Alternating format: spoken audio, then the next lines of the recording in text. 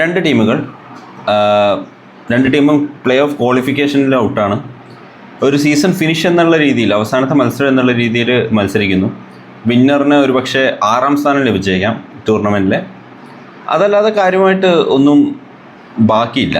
So that makes the contest one of the least important matches.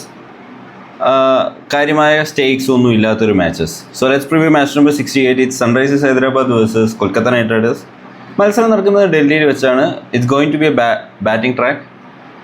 So go out with a bang എന്നുള്ള രീതിയിൽ രണ്ട് ടീംസും ഇന്ന് perform ചെയ്യാൻ chance ഉണ്ട്. കാര്യമായിട്ട് തോറ്റാലും ഒന്നുമില്ല. അപ്പോൾ ഒരു സ്ട്രെസ് ഫ്രീ ആയിട്ട് ഓൾ ഔട്ട് അറ്റാക്ക് ആയിരിക്കും രണ്ട് ടീമിൻ്റെ സൈഡിൽ നിന്നും ഐഡിയലി ഉണ്ടാവേണ്ടത്. സോ അതുകൊണ്ട് തന്നെ ഒരു റൺ ഫെസ്റ്റ് ആണ് എക്സ്പെക്റ്റ് ചെയ്യുന്നത്. 200+ സ്കോർസ് എക്സ്പെക്റ്റ് ചെയ്യുന്നുണ്ട് ഇന്ന്.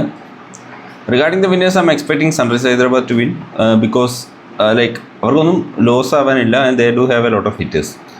കൊൽക്കത്തയ്ക്ക് ഇല്ലെന്നല്ല, പക്ഷേ എന്നാൽ പോലും സൺറൈസേഴ്സ് ഹാസ് ബെറ്റേഴ്സ് എന്നതിനാണ് എനിക്ക് തോന്നുന്നത്. ഈവൻ തോ കൊൽക്കത്ത ഹാസ് ഗുഡ് ബോളേഴ്സ്, ഇന്നത്തെ ഡൽഹി പിച്ചിൽ അത്രത്തോളം അവർക്ക് ഇമ്പാക്റ്റ് ഉണ്ടാക്കാൻ പറ്റുമെന്ന് എനിക്ക് തോന്നുന്നില്ല. So I'm expecting sunrise Hyderabad to win today. Regarding the team, ബാറ്റേഴ്സിന് എടുക്കുക, ടോപ്പ് ഓർഡർ ബാറ്റേഴ്സിന് എന്തായാലും എടുക്കുക.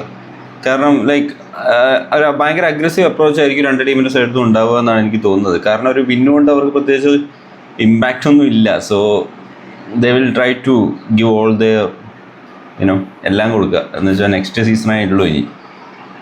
So that's it my preview. What do you think? Let me know in the comments.